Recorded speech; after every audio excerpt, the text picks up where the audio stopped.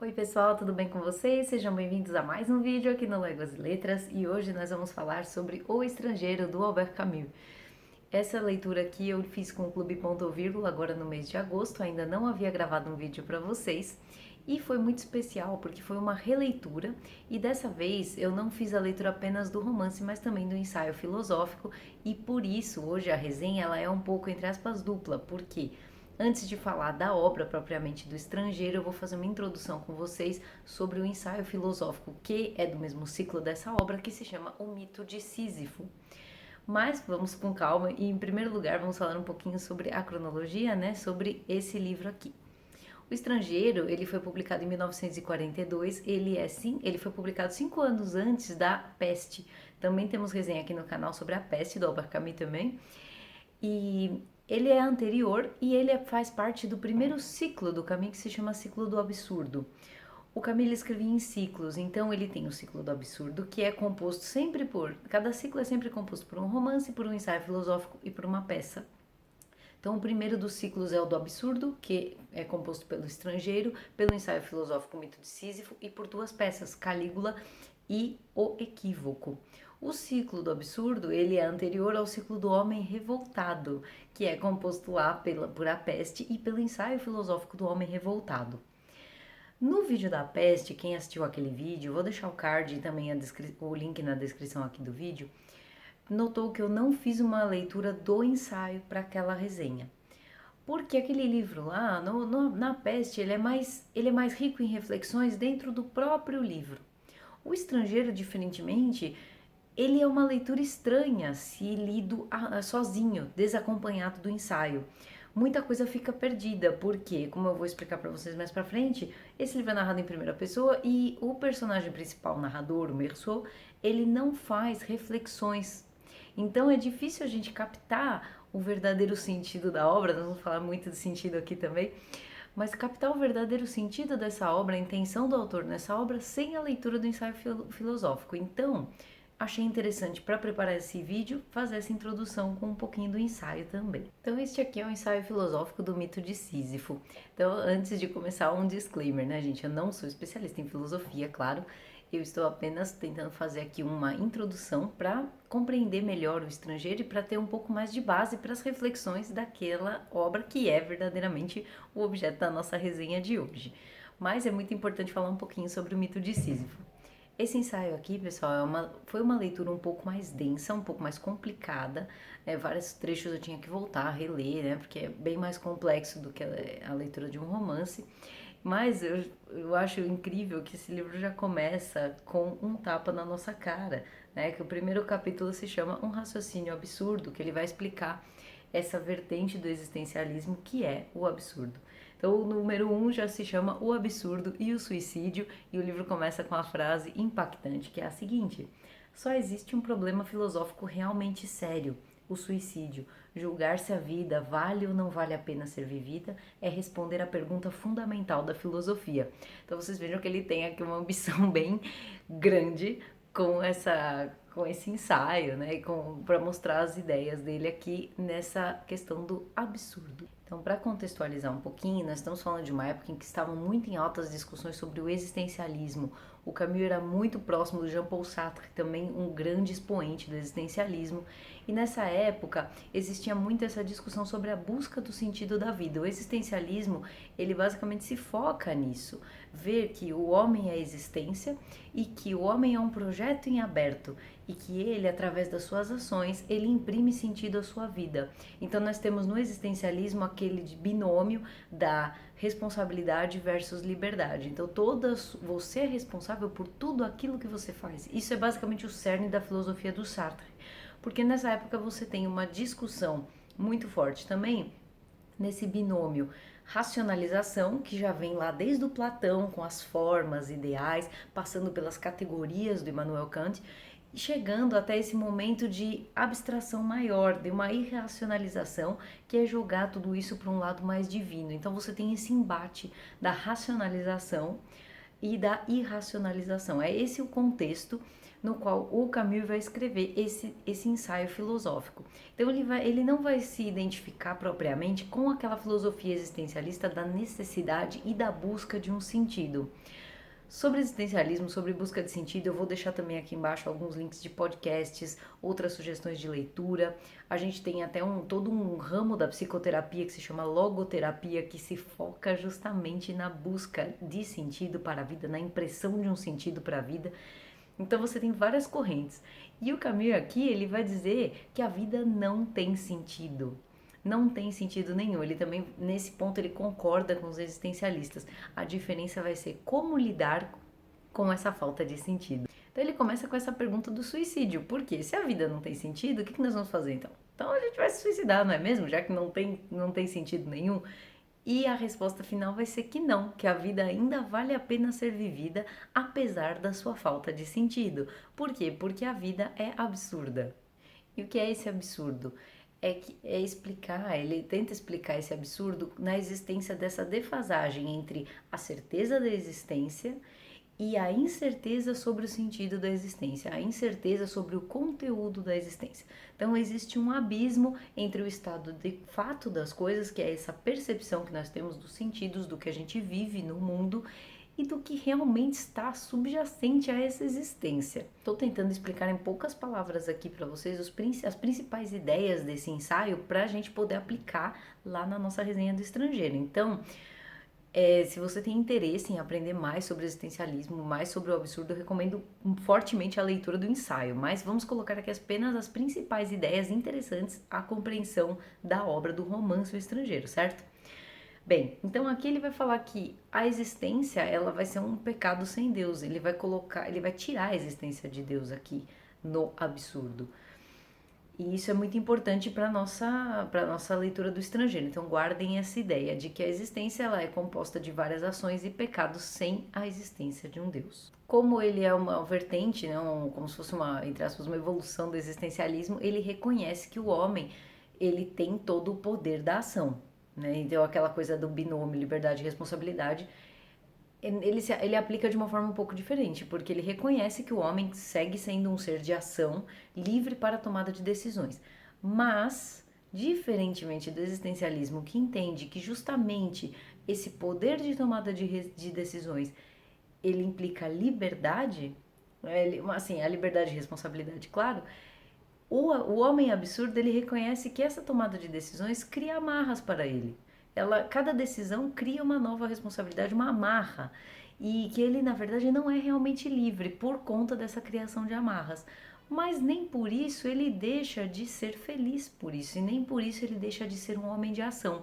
Muito pelo contrário, o homem absurdo, ele compreende que a vida é um acúmulo de experiências. Ela é um acúmulo de tomada de decisões. Então, o homem absurdo, aqui segundo Albert Camus, é aquele homem que vai colocar o mesmo peso, por assim dizer, o mesmo peso em termos de valor nas experiências. Ele vai fazer várias coisas ao longo da sua vida e vai atribuir a elas o mesmo valor, porque já que a vida não tem sentido nenhum, não adianta a gente falar que uma coisa vale mais que a outra, que uma experiência vale mais que a outra. Então, o que é bom para o homem absurdo é o acúmulo das experiências. Essa ideia do acúmulo de experiências sem busca de um sentido é uma ideia bastante importante lá para nossa análise do romance, então guardem essa ideia aí também. Essa ideia de esgotamento de valores e de inexistência de sentido, ela é reflexo também das ideias do niilismo. O representante maior do niilismo que me vem à mente agora é o Nietzsche. E através desse esvaziamento dos valores é que o Albert Camus vai criar essa teoria do absurdo. Como eu disse, o homem absurdo ele é um homem de ação, ele faz muita coisa, ele busca muitas experiências, ainda que não busque imprimir sentido ou valores diferentes, pesos diferentes a cada uma dessas experiências. Então, o homem absurdo ele é um homem de ação em oposição ao homem da contemplação. Então, a gente tem essas oposições de viver o eterno e viver o presente. E o viver o eterno seria uma coisa mais voltada à divinização, a essa vida, como que a gente coloca, com um sentido maior, normalmente impresso pela religião. E uma outra oposição importante é essa do sentido elevado da vida, além das agitações cotidianas, também bastante a ver com a religiosidade e espiritualidade. Esse é um lado, e o oposto dele seria que a vida apenas consiste nessas agitações e que apenas essas agitações que são perceptíveis aos nossos sentidos são a realidade. O homem absurdo, ele pende para essas duas últimas, dessas duas últimas, né? Então, dessa viver o presente e que só as agitações são a verdade. E o Albert Camus, ele vai pegar todas essas ideias do absurdo e aplicar à história, né? Ele vai utilizar para ilustrar essa figura do absurdo o mito de Sísifo, que é um mito da mitologia grega. Eu sempre falo para vocês que é legal, né, a gente conhecer um pouco de mitologia. Tá aqui, o título da obra já remete a esse mito. Sísifo recebe um castigo dos deuses que consiste em empurrar uma pedra montanha acima, para toda vez que chegar lá em cima essa pedra rola lá para baixo, e ele faz isso por toda a eternidade, esse processo de subir a montanha com a pedra, e depois que a pedra cai ele sobe a montanha de novo. E quem vê de longe essa história observa, mas por que Sísifo faz isso? Né? A nossa primeira pergunta é essa, é um castigo lá, mas quando você coloca no viés aí do existencialismo, de busca de sentido, você fica se perguntando por que ele simplesmente não deixa a pedra rolar e não traz ela para cima da montanha de novo. Ele fica trazendo 1000 vezes para cima, milhares de vezes durante toda a eternidade. Inclusive esse mito do Sísifo, ele é usado até como uma certa figura de linguagem. A gente fala aí que na nossa vida tem muitos trabalhos de Sísifo, que são trabalhos que se repetem infinitamente, que a gente nunca se desvencilha deles. Mas enfim, esse mito é utilizado aqui para mostrar que o homem, ele pode fazer várias coisas ao longo da sua vida, ainda que seja a mesma coisa ao longo da sua vida, e nem por isso ele vai deixar de ser feliz. O final desse livro, o Camus vai colocar que é preciso ver o Sísifo feliz. Vou até ler para vocês a frase final para ver que interessante. Porque já que o homem, a vida dele consiste nesse acúmulo de ações e todas elas têm o mesmo valor, não importa que essa ação seja a mesma repetida ao longo de toda a eternidade. A gente consegue encontrar felicidade assim. É bastante estranho pensar dessa forma, a gente gosta bastante de buscar, eu acho que sentido, né? É uma filosofia diferente, mas vou ler aqui o final para vocês que é bem legal. Então ele termina assim: deixe o Sísifo na base da montanha. As pessoas sempre reencontram seu fardo, mas Sísifo ensina a fidelidade superior que nega os deuses, porque ele, afinal de contas, ele se nega a se submeter, ele continua levando a pedra lá para cima e ergue as rochas. Também ele acha que está tudo bem. Esse universo doravante sem dono não lhe parece estéril nem fútil. Cada grão dessa pedra, cada fragmento mineral dessa montanha cheia de noite, forma por si só um mundo. A própria luta para chegar ao cume basta para encher o coração de um homem. É preciso imaginar Sísifo feliz. É incrível isso, gente, é bem interessante. Então ele vai colocar como nesses questionamentos. Ele começa perguntando, né, se o suicídio seria ou não uma solução. Então ele chega à conclusão que não, que a solução é você viver essa vida aceitando esse absurdo da existência, que é justamente essa falta de sentido, sendo um homem de ação, né? Então o suicídio não é uma solução. Tampouco seria uma solução também o que ele chama de um suicídio filosófico, que consiste nessa esperança vã aí de algo, uma vida além, de algo superior, né? Isso é o que ele vai pregar aqui nesse ensaio. Então essa esperança não vai ser a solução também. Essa é a solução, é aceitar o absurdo, abraçar que a vida não tem sentido e seguir a sua vida. Então, essas foram as principais ideias aí do ensaio filosófico que faz parte do ciclo do absurdo junto com o estrangeiro. Eu espero que eu tenha conseguido sintetizar aqui de uma forma simples e objetiva as principais ideias do Camus a respeito disso, porque agora nós vamos falar do estrangeiro. E aqui está a nossa obra de hoje.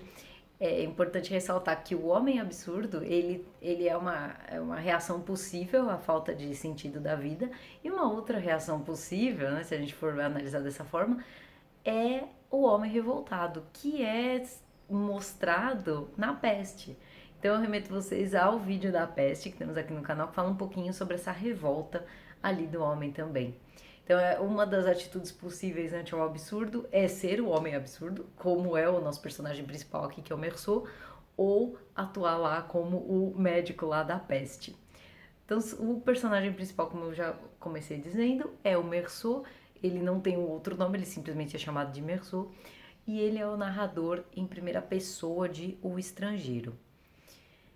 Esse livro ele tem um início bastante emblemático, e uma das principais críticas a respeito de traduções do estrangeiro é porque o francês, que é o idioma original dessa obra, ele tem dois tempos verbais para falar de passado. Você tem um passado que ele se chama passado composto e um outro passado que chama de passado simples. Então essas construções gramaticais do francês, elas causam uma diferença na compreensão da obra. E o Camus, quando escreveu O Estrangeiro, ele usou esse passado composto que cria uma certa incerteza de tempo. A gente não consegue ter uma precisão no francês, né, a respeito de quando os fatos realmente ocorreram. Então essa é uma crítica que acaba acontecendo na tradução, mas eu gostei muito dessa tradução da editora Record, foi uma leitura muito boa. O Mito de Sísifo também é traduzido pela Record, é que traduz várias obras do Camus aqui para o Brasil. Mas tem esse detalhe que, infelizmente, a nossa língua não dá conta, não importa a tradução que você encontre do estrangeiro, nenhuma tradução vai dar conta desse tempo verbal do francês que não existe para nós, né? Então, esse livro começa com um início bastante emblemático, que é a seguinte frase: assim como lá o ensaio, né, o Camus, ele é bom nesses inícios assim impactantes. Então, o personagem Meursault fala o seguinte: hoje mamãe morreu. Ou talvez ontem, não sei bem. Recebi um telegrama do asilo. Sua mãe faleceu. Enterro amanhã. Sentidos pêsames. Isso não esclarece nada. Talvez tenha sido ontem. Então, logo de cara, nós seremos confrontados com uma pessoa bem esquisita, né? Assim, quem reage assim à morte da mãe, né? E então ele simplesmente coloca como um fato aí aconteceu. Pois é, né? Que coisa, recebi esse telegrama. Foi hoje, foi ontem. O telegrama não dá certeza de quando foi, porque pode ter sido remetido no dia anterior. Então o Meursault, ele vai criar na gente esse sentimento de estranhamento. Ao longo de toda a leitura você vai achar esse cara muito estranho. Muito estranho, porque ele vai sintetizar justamente aquela ideia do homem absurdo que eu disse antes. Para o Meursault, essa sensação de tanto faz, ela vai causar o estranhamento para nós, porque como eu disse, nós estamos muito acostumados com essa necessidade de busca de sentido, que a vida só vale a pena quando tem um sentido maior, né? Eu acho que isso é muito comum na nossa sociedade, essa busca do sentido ou da importância de um sentido. Ainda que você não tenha encontrado, você sabe que isso é importante, né? Esse é um valor bem colocado na nossa sociedade. E o Meursault, como um homem absurdo que ele simplesmente vai ser um homem de ação. Então ele não vai colocar peso nem valor nas coisas. Então esse sentimento de tanto faz, ele vai existir ao longo de todo o livro. É bem esquisito. E foi legal porque na primeira leitura eu simplesmente ia lendo e falando, gente, mas onde vai dar essa história? Porque as coisas vão acontecendo e vai acontecendo cada coisa que eu vou contar um pouco pra vocês aqui, que você vai ficando com uma impressão de que, nossa, aonde vai chegar, né? Porque ele não vai fazer nenhuma reflexão. Ele simplesmente vai contar, vai falar que o asilo fica em Marengo, o que ele fez e que, nossa, logo de cara ele já pensa, ela morreu, mas a culpa não é minha. Imagina. Gente, é muito esquisito. Então ele vai tendo esses sentimentos, né? O personagem, ele vai narrar sem fazer reflexões. Por isso eu achei muito importante a leitura do ensaio do Mito de Sísifo, porque ele vai narrando esses fatos sem fazer qualquer reflexão de valor, porque essa é a essência do homem absurdo, não é mesmo? Então, se você faz uma leitura desse livro sem conhecer um pouquinho da filosofia, nossa, é muito estranho. Então foi bem legal ter feito essa releitura com o clube, porque agora eu tive a oportunidade de me aprofundar um pouquinho nessa análise. Justamente por esse fato desse aprofundamento da análise que eu vou dividir aqui a resenha um pouco na metade também. Porque se você não quer saber spoilers, né? Você não quer saber os principais questionamentos desse livro, eles se desenvolvem na segunda parte, a partir de um certo fato, que eu vou falar depois, mas eu vou deixar o alerta.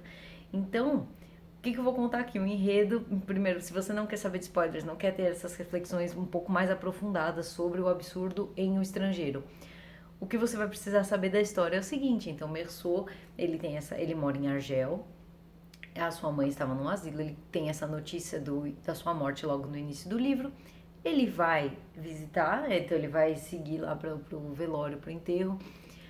Ele vai sempre colocar essa sensação do tédio, do cansaço. Existe um calor opressor, né? O clima é bastante opressor, porque Também em relação ao homem absurdo, ele não fica filosofando ali muito além e tal, ele é muito influenciado pelo clima, pelas sensações físicas, pela existência em si, né, pelos fatos da existência perceptíveis aos sentidos. Então esse calor opressor, ele vai passar, ele vai fazer essa visita lá no velório, no enterro, aparentemente não vai sentir nada e vai voltar pro seu trabalho, vai seguir a sua vida, vai ao cinema com a sua namorada, vai pra praia com a sua namorada, ele vai receber uma proposta de emprego para ir para Paris e ele vai responder pro chefe: tanto faz, eu tô bem aqui, tanto faz eu ir para Paris, tanto faz eu ficar aqui. Então, nessa época que o chefe dele oferece esse posto em Paris, ele: ah, não, tanto faz, eu tô bem aqui. E a gente vai achando cada vez mais estranho tudo isso. O Merceau, ele mora num prédio e ele tem alguns vizinhos bastante curiosos também. Um deles tem um cachorro que ele agride o tempo todo. Esse cachorro, ele briga com esse cachorro o tempo todo. É um senhor muito estranho. Ainda tem também uma espécie de cafetão, que é o Raymond. Ele vai se tornar amigo do Merceau, né? Amigo, vamos dizer assim, né? Eles vão ter uma amizade aí. O Merceau vai se envolver num problema desse Raymond, que ele agrediu uma mulher ali no prédio e pede o testemunho do Merceau a seu favor. O Merceau simplesmente vai lá: vou lá sim, vai lá dar um depoimento na delegacia. Ele meio que faz essa amizade com esse vizinho, que convida o Merceau e a Marie, que é a sua namorada, para passar um fim de semana, um dia na praia. Uma casa de praia de um amigo do Raymond. E eles vão. Indo já no caminho para essa casa de praia, o Raymond nota que há alguns árabes perseguindo o grupo deles, porque essa mulher tinha lá os seus familiares, né, e amigos lá árabes, que ela colocou para perseguir o Raymond, o Merceau e o grupo todo nesse dia na praia. E é justamente essa é a primeira parte do livro, contando aí o dia a dia do Merceau e esses fatos. E um fato decisivo vai dividir o livro, a parte 1 da parte 2, e é a partir daí que você vai ter as maiores reflexões dessa obra. Então eu já vou deixar aqui, né, se você não gosta de spoiler, não gosta dessas reflexões mais aprofundadas que inevitavelmente passam por grandes acontecimentos da obra, essa é a história do estrangeiro, essa é a ideia geral do absurdo. Eu espero que você tenha gostado até aqui e que isso tenha te instigado a ler esse livro, que vai retratar de forma bastante evidente as ideias daquele ensaio do mito de Sísifo. Mas para você que ficou até aqui, você gosta de um pouco mais de reflexão, um pouco mais de análise aqui das nossas resenhas, o fato é que nesse dia na praia, Merceau vai matar um homem e toda a segunda parte do livro vai ser focada no julgamento do Merceau e nas suas percepções, nos fatos que vão rodear esse julgamento. Então o Merceau tá lá na praia e ele percebe que ele tá caminhando e que esses árabes estão vindo e tal. E num dado momento desse encontro, ele percebe que o árabe tem uma faca. E a narrativa do caminho nesse ponto é incrível, porque ele narra como o sol, como o clima, aquela luz bateu na faca, aquela coisa, aquele calor, turvou a visão do nosso personagem. Opa, até apertei aqui. Então é uma narração incrível dessa cena aqui, o momento que ele mata esse árabe, porque ele dá um tiro e depois que o corpo está no chão, ele dá mais 4 tiros. Então é muito legal esse trecho. Eu vou ler aqui para vocês um pedacinho só do que o Merceau vai narrar desse assassinato. Foi então que tudo vacilou. O mar trouxe um sopro espesso e ardente. Pareceu-me que o céu se abria em toda a sua extensão, deixando chover fogo. Todo o meu ser se retesou e crispei a mão sobre o revólver. O gatilho cedeu. Toquei o ventre polido da coronha e foi aí, no barulho ao mesmo tempo seco e ensurdecedor, que tudo começou. Sacudi o suor e o sol. Compreendi que destruir o equilíbrio do dia é o silêncio excepcional de uma praia onde havia sido feliz. Então atirei 4 vezes ainda no corpo inerte, em que as balas se enterravam sem que se desse por isso. E era como se desse 4 batidas secas na porta da desgraça. Assim acaba a parte 1 com o assassinato do árabe. E vocês vejam que ele diz... simplesmente né, assim, o gatilho cedeu.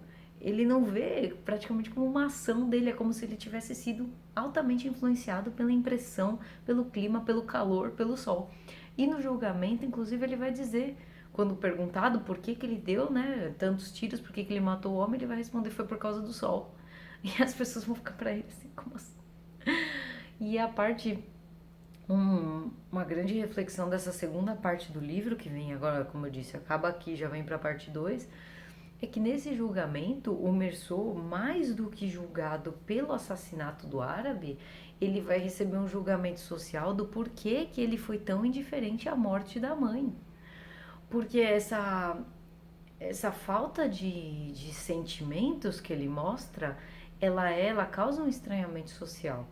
Então, grande parte do julgamento dele pelo assassinato do árabe vai se concentrar nesse seu comportamento que não demonstra sentimentos. Ele responde para sua namorada lá se ela casaria com ele, ele diz tanto faz. Né? Se ele gostaria de se casar com ela, que tanto faz. Se ele ama, se diz que ama, se não ama, tanto faz.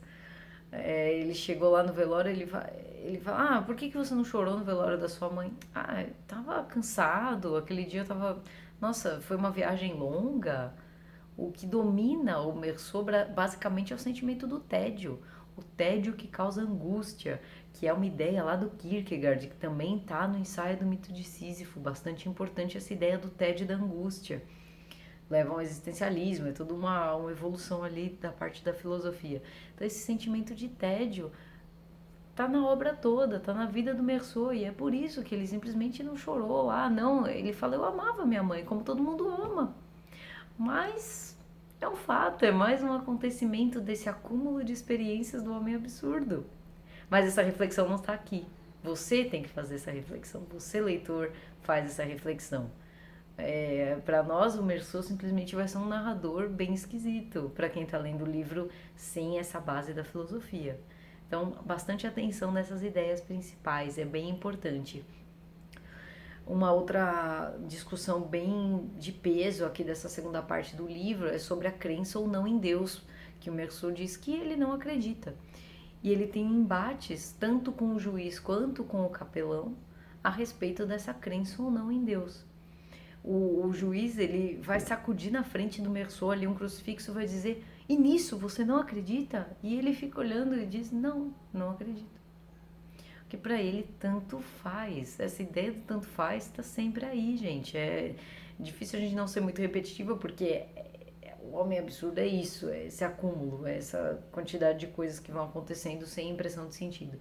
E nisso o juiz se revolta, ele fala, então você quer que a minha vida não tenha sentido? Porque, como eu disse, a nossa ideia geral é uma busca de sentido, existe essa parte da espiritualidade, da religiosidade, que é muito presente no nosso mundo. E ele vai praticamente na contramão de tudo isso, não colocando sentido em nada. Então, Mersô vai ser, sim, condenado à morte por esse assassinato. E é interessante que também nesse momento em que a sentença é pronunciada, o sensorial se sobrepõe ao seu julgamento do fato que está acontecendo. Então, ele ouve portas batendo, pessoas correndo e alguma coisa mais ou menos ali no ar, que é justamente o momento em que o chefe lá dos jurados vai pronunciar a sentença da morte dele. Então, nem isso ele vivencia de uma forma mais profunda, uma coisa mais além. O que ele vivencia ali é aquele sentimento, nem dizer sentimentos, são aquelas sensações do momento mesmo em que a sentença é pronunciada. Na prisão também ele vai sentir falta de mulheres, vai sentir falta de cigarro, vai sentir falta de bebida.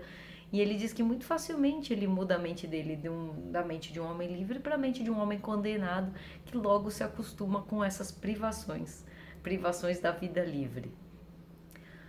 Pouco antes da sua morte, ele vai se recusando várias vezes a encontrar o capelão, mas o capelão insiste em visitá-lo e eles têm uma conversa que é o ápice da obra, basicamente essa conversa dele com o capelão sobre acreditar ou não acreditar, sobre como encarar a pena de morte, sobre como encarar a morte aqui, né, nessa situação do condenado. É nesse trecho que o Mersô vai colocar mesmo o raciocínio lá do homem absurdo, que a vida não vale a pena ser vivida nessa coisa de um sentido além, que para ele isso não existe, é nessa discussão com o capelão que vai vir toda essa ideia.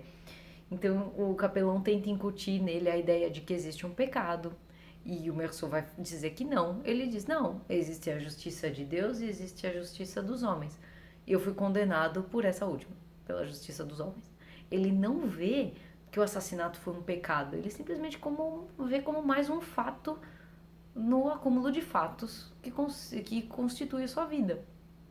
Ele não vê isso como um pecado, ele não tem arrependimento, mais do que arrependimento, ele sente tédio. Então ele tem uma percepção bastante diferente dos fatos da vida, do mundo, de tudo. De alguma forma, o Meursault sabe que é isso que se espera dele, mas ele não vai, ele vai ficar fora da caixinha. Apesar de ele saber que toda a sociedade esperava dele uma certa conduta, ele não vai atender, ele não vai atender essa expectativa da sociedade. E a gente vai perceber isso justamente na última frase do livro, porque até então dá a impressão que ele está bem alheio a tudo que está acontecendo. Mas na frase final a gente percebe que ele se dá conta de que é justamente isso que faltava nele e que foi por falta disso que ele foi condenado. Então vejam como o livro acaba de uma forma também bastante impactante. Já que no final da obra a gente não tem certeza de quando a sentença é executada, não aparece esse momento da execução, a gente nem sabe se ele chega a morrer ou quando ele chega, né, em que momento ele chega a morrer. Então a obra vai terminar com a seguinte reflexão do Meursault: como se essa grande cólera me tivesse purificado do mal, esvaziado de esperança, diante desta noite carregada de sinais de estrelas, eu me abria pela primeira vez à terna indiferença do mundo. Também aqui falta de sentido. Por senti-lo tão parecido comigo, tão fraternal, enfim, senti que tinha sido feliz e que ainda o era. É o Sísifo feliz, né? Veja a relação lá com o mito do Sísifo feliz lá do ensaio. Para que tudo se consumasse e para que me sentisse menos só, faltava-me desejar que houvesse muitos espectadores no dia da minha execução e que me recebessem com gritos de ódio.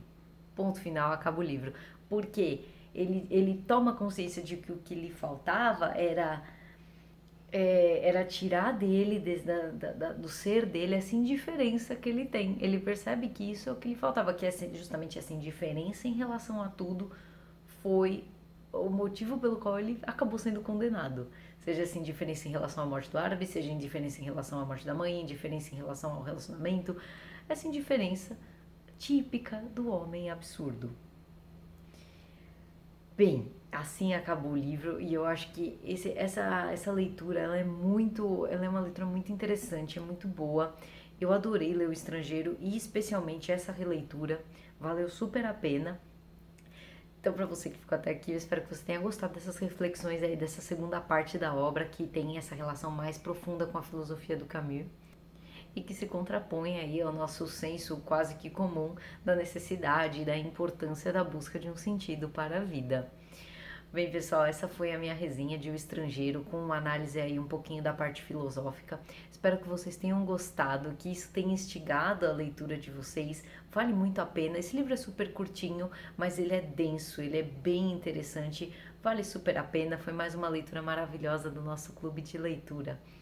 Se você ainda não é inscrito no canal, inscreva-se, curta, comente, compartilhe. Vamos falar um pouco mais sobre filosofia aqui, um pouco sobre literatura, todos esses temas que se entrelaçam de uma forma tão cativante que a gente adora, a gente ama mesmo. Aguardo os comentários de vocês, é isso que faz valer o nosso Léguas e Letras. Muito obrigada a todos, um grande abraço e até o próximo vídeo.